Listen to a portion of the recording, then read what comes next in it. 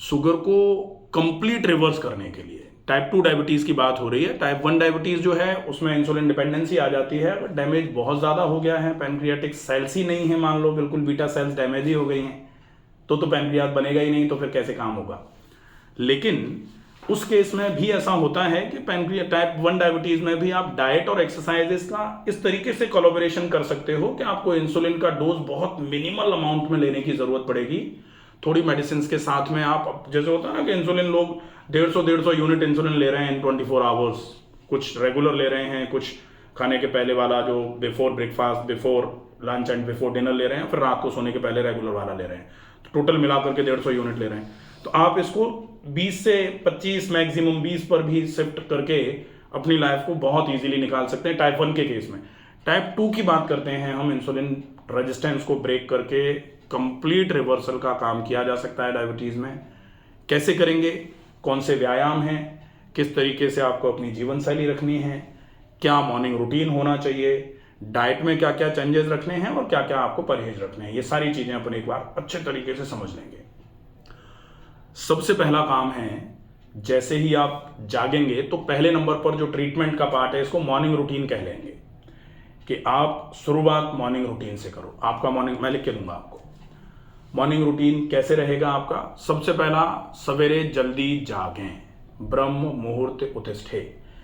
ये डायबिटीज़ के लिए नहीं, मैं कहता हूँ ये हर रोग के लिए है। बाल झड़ने से लेकर के एड़ी में दर्द तक, शरीर के जितने भी रोग हैं, सारे रोगों में ब्रह्म मुहूर्त में उठना अपने आप में पहले नंबर का इलाज है। ठीक है, अब ब्रह्म मुहूर्त का कैलकुलेशन, हाँ पूछ सकते हैं। मैं ये पूछना चाह रहा था कि भी मुझे कैसे पता चलेगा कि ये टाइप 1 है कि टाइप 2 है? अच्छा, वो पता करने के लिए तो सिंपल सी बात है, आप इंसुलिन रेजिस्टेंस चेक करवा, इंसुलिन रेजिस्टेंस भी नहीं, आप तो जो इंसुलिन सीक्रेशन होता है, सीरम इंसुलिन लेवल, उसको चेक करा लो। उसमें आपको ये पता लग जाएगा कि भाई इंसुलिन ब्लड में आ कितना रहा है। ठीक है, उससे क्लियर हो जाएगा। देखता हूँ, शायद मेरा हो रखा हो। हाँ, अगर हो रखा है तो ठीक है, अगर जैसे नहीं हुआ है तो आप उसको चेक करा लोगे, तो उससे ये पता लगेगा कि इंसुलिन का रिलीज कितना है। इंसुलिन रिलीज अगर कम है तो डेफिनेटली अपन टाइप 2 से टाइप 1 की तरफ शिफ्ट होते जा रहे हैं। इंसुलिन रिलीज बिल्कुल कम हो गया है तो टाइप 1 पे शिफ्ट हो चुके हैं। इस तरीके से इसको डिसाइड करते हैं। और सीरम इंसुलिन लेवल चेक हो जाता है, ब्लड से ही चेक होता है।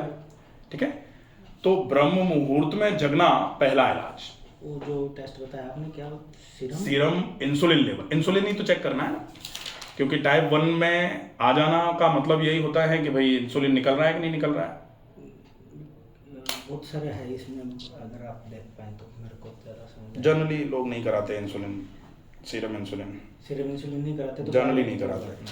अच्छा, आपका ट्राइग्लिसराइड भी काफ़ी ज़्यादा आ रहा है, आपका टोटल कोलेस्ट्रॉल जो है वो ठीक ठीक है, एलडीएल भी ज़्यादा है, आपका नॉन एचडीएल जो है वो भी ज़्यादा है, आपका एचडीएल कोलेस्ट्रॉल लेकिन चलो ठीक ठीक है, इसलिए कोई बहुत टेंशन वाली बात नहीं है। अल्कलाइन फास्फेटेज आपका ज़्यादा आ रहा है, तो इनको मतलब लिपिड प्रोफाइल को भी अपने को ठीक करने की ज़रूरत है।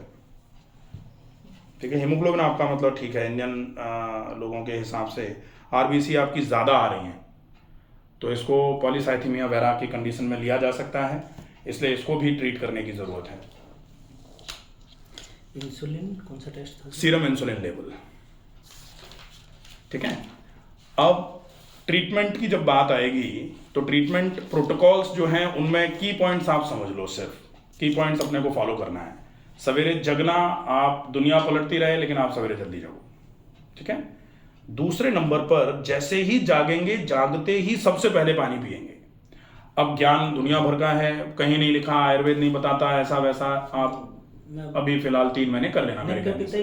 हाँ, मेरी आदत है ये। तो ब्रह्म मुहूर्त उत्तिष्ठे उषा पानम, उषा काल में पानी पीना, और उषा काल मतलब ब्रह्म मुहूर्त का ही टाइम होता है, इसलिए सवेरे सवेरे पानी पीना है। पानी पी करके थोड़ी देर रुकना है, फिर मोशन जाना है। मोशन जाने में जोर नहीं लगाना है, ये ध्यान रखना पड़ेगा। इसके बाद फिर मंजन करके उसके बाद एक प्रोसेस होता है ऑयल पुलिंग। ये मॉर्निंग रूटीन है, ये सारी बीमारियों में बहुत अच्छा काम करता है। ऑयल पुलिंग मतलब 1 चम्मच सरसों का तेल, क्योंकि कीटोसिस की स्मेल आ रही है थोड़ी सी मुंह से, तो वो भी प्रॉब्लम है, वो आपके ओरल हेल्थ को बिगाड़ देगा बिल्कुल।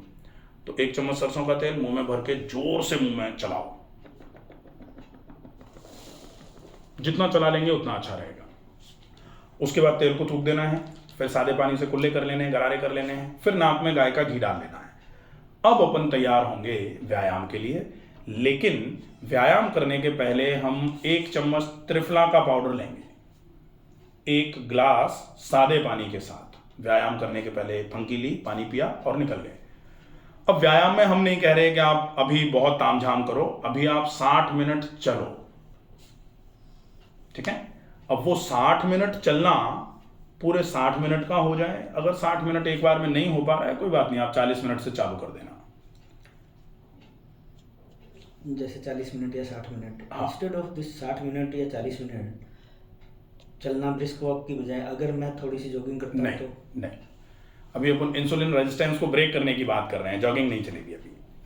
अभी आप चलो, रिदमिक चाहिए अपने को, रिदम के हिसाब से। और वो 40 मिनट से शुरुआत कर लें, बेशक 2 मिनट रोज का बढ़ा लें, 60 मिनट ले जाना है उसको। 60 मिनट में 5 किलोमीटर, 40 मिनट में 3.5 किलोमीटर कवर करना है अपने को। तो बहुत ब्रिस्क भी करने की आवश्यकता नहीं है, ठीक है, आराम आराम वो से। मैं चलता ही थोड़ा सा तेज हूँ, वो कोई इशू वो नहीं। अच्छी बात है। बेसिकली मैं अगर इसलिए चल कहना सकते चाह रहा था भी सुबह 60 मिनट में मतलब 2 घंटे, 60 मिनट मतलब 1 घंटा, हाँ सॉरी 1 घंटा, थोड़ा सा टेढ़ा काम थोड़ा है। निकालिए, हाँ, क्योंकि क्योंकि क्या जरूरी है है। कि 8:30, 8:40, 8:50 तक तैयार होके आपका बाकी हमने सारा गाड़ी में हटा बैठना दिया, पड़ता है। बाकी हमने सारा हटा दिया आपका। ओके। आप जो भी टाइम निकाल रहे हो ना एक्सरसाइज के लिए, आसन भी कर रहे हैं, ये भी कर रहे हैं, वो भी कर रहे हैं, सब वो खत्म। छोड़ दें। 60 मिनट टहलना है। अब 60 मिनट टहलने में प्राणायाम जनरली हम थोड़ा अलग से बताते हैं, आपके पास टाइम नहीं है तो हम इसी में ऐड कर लेंगे। 60 मिनट पूरे मुंह बंद रहे, क्योंकि आपका मुंह भी खुला रहता है, तो मुंह बंद रहे 60 मिनट चलते समय। इसके लिए मुंह में पानी भर के चलेंगे। तो मुंह में एक घूंट पानी भर लिया और 10 मिनट के बाद मान लो आपको थोड़ी बेचैनी घबराहट सी लग रही है, पानी को निगल लिया, दूसरा घूंट भरा और फिर चल रहे हैं। मतलब कदम तभी चल रहे होंगे जब मुंह बंद होगा। मुंह खोल लिया है पानी भरने के लिए, कदम रुक जाएंगे, फिर मुंह बंद कर लिया पानी भर के, फिर कदम चलेंगे। तो ये प्रोसेस अपन 60 मिनट तक करेंगे। तो अपने को अलग से प्राणायाम करने की भी जरूरत नहीं होगी। वो पूरा 60 मिनट में लगभग 40 मिनट के आसपास आप जो नेजल ब्रीदिंग कर रहे होगे वो आपके लिए प्राणायाम भी हो जाएगा, ठीक है। इतना करने के बाद फिर आप फ्री हो जाते हो। व्यायाम के बाद थोड़ा सा, जैसे आप 4 बादाम रात को भीगे हुए उनको खा लो, और उसके साथ में आधा 1 एप्पल खा लो। उसके बाद आप जब ऑफिस के लिए निकल रहे होंगे 8, साढ़े 8 बजे, 4 बादाम के साथ किशमिश, किशमिश मत लीजिए, चूंकि HbA1c 12.5 है तो अपन किशमिश भी अवॉइड करके चलेंगे। अभी 4 बादाम 1 एप्पल खा लो। उसके बाद फिर ब्रेकफास्ट का टाइम जो आपका रहेगा 9:30 के आसपास का रहेगा। 9:30 पे आपको लगभग 300, 350 ग्राम के आसपास वो फल जो बहुत मीठे नहीं होते हैं वो ले सकते हैं, या फिर वेजिटेबल दलिया ले सकते हैं।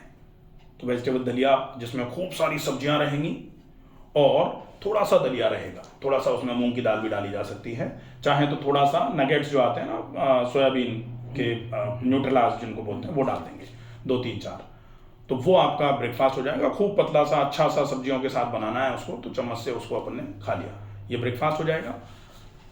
प्री लंच आपको सैलेड जो है वो 15-20 मिनट पहले खा लेना है। खीरा, ककड़ी, टमाटर जो भी है ना, प्लेट भर के बहुत चबा के लंच के पहले खा लिया। और लंच में फिर आप मल्टीग्रेन आटे की 2 चपाती पतली वाली, अगर मोटी है तो 1 रोटी बोलते हैं जिसको, और खूब सारी सब्जी और 1 कप या 1 कटोरी दही, ये आपका लंच हो जाएगा। लंच और डिनर के बीच में आप फ्री हैं, एक बार चाहें तो वेजिटेबल जूस ले लीजिए, वेजिटेबल सूप ले लीजिए, कुछ भी ले लीजिए, चलेगा। डिनर जो है, अब यहाँ बेसिक चेंज है, डिनर आपका 7 बजे होगा। अगर 7 बजे नहीं हो रहा है तो 8 बजे के पहले पहले होगा, और वो 8 बजे के पहले पहले अगर होगा तो आपका ऑप्शन रोटी का खत्म हो जाएगा। फिर आप यहाँ भी वेजिटेबल दलिया ही ले सकते हैं, या दलिया और उबली हुई सब्जी अलग से मिला करके खा सकते हैं। 7 बजे होगा तो 1 चपाती और खूब सारी सब्जी खा सकते हैं। बीच में जब भी आपको भूख लगेगी, क्योंकि शुगर है थोड़ी भूख लग सकती है, तो आप सूप ले सकते हैं, आप उबली हुई सब्जियां ले सकते हैं, आप सब्जियों का सलाद ले सकते हैं। ये आपके लिए फ्री है, आराम से जितनी मात्रा में चाहें ले लेंगे। कोई ड्राई फ्रूट या चना? नहीं, चने जो हैं वो भुने हुए चने आप रख लो, थोड़ा सा टमाटर प्याज वगैरह काट के, थोड़ा अगर चटपटा मुंह करने का मन है तो आप इससे करिए। नमकीन वो तेल में तली हुई वो नहीं, वो ठीक रहेगा। अब ये ध्यान रखना है कि ये तो आपका हो गया डाइट का रूटीन पूरा, सवेरे से लेकर शाम तक का। शाम के खाने के बाद अगर संभव हो जाए तो 15 मिनट के आसपास थोड़ा चहलकदमी कर ली, वो चलेगा। नहाते समय एक कॉटन का तौलिया ऐसा वाला अपने पास रखिए, इसको पूरे शरीर पे अच्छे से सावर लिया, पानी डाला पूरे शरीर पे अच्छे से, इस तौलिया को ठंडे पानी में या गर्म पानी में भिगोया और माथे से लेकर के तलवे तक पूरे शरीर को अच्छे से रगड़ना है, प्रक्षाल बोलते हैं इसको लगभग 10 मिनट का टाइम निकाल करके, तो ये सेल्फ मसाजिंग हो जाएगी और एक्सरसाइज भी हो जाएगी, दोनों चीज़ें हो जाएंगी, तो ये बहुत इफेक्टिव रहेगा। रात को सोने के पहले एक इलाज और करना है, वो है गुनगुने पानी में पैर डाल लिया और नाक में घी डाल लिया। तो वो जो नाक में घी सवेरे हमने डाला था व्यायाम के पहले, वैसे ही रात को भी डाल के सोएंगे। इससे आपकी एक तो स्लीप की जो क्वालिटी है वो बहुत अच्छी हो जाएगी, आपके माइल्ड स्नोरिंग होती होगी वो ख़त्म हो जाएगी। ये पूरा रूटीन है। इस पूरे रूटीन को 3 महीने तक करना है। आप पहले 21 दिन करो, 21 दिन के बाद आप नेक्स्ट फॉलोअप ले सकते हैं। तो 21 दिन के बाद अपन देख लेंगे कि क्या क्या चेंजेस हैं, अकॉर्डिंगली सिम्टोमेटिक चेंजेस ही देखेंगे। अभी अपने को HbA1c नहीं कराना है, HbA1c अपन कराएंगे 3 महीने के बाद। हर 21 दिन में एक बार फॉलोअप ले लेंगे, तो अपन धीरे धीरे करके सिम्टोमेटिकली अपन चेंजेस करते रहेंगे, रूटीन में क्या चेंज करना है, कब किस तरीके का देख लेंगे। ठीक है, हो जाएगा इजीली, कोई दिक्कत नहीं।